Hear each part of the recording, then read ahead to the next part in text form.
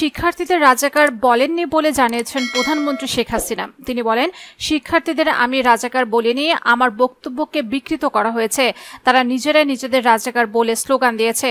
শুক্রবার সকালে ক্ষতিগ্রস্ত বাংলাদেশ টেলিভিশন ভবন পরিদর্শনে গিয়ে তিনি এসব কথা বলেন। এ সময় কোটা সংস্কার আন্দোলনে দুষ্কৃতিকারীদের তাণ্ডবে ধ্বংসস্তূপে পরিণত হওয়া বিটিভির কার্যালয়ে ঘুরে দেখেন প্রধানমন্ত্রী।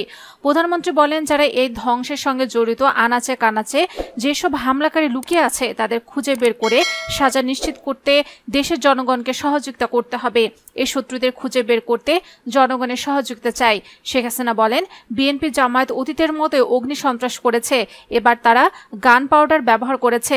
দেশের বাইরে আন্দোলন ছড়িয়ে দিয়ে দেশের ভাবমূর্তি নষ্ট ও মানুষের রুটি রুজি বন্ধের পায়তারা করছে তারা।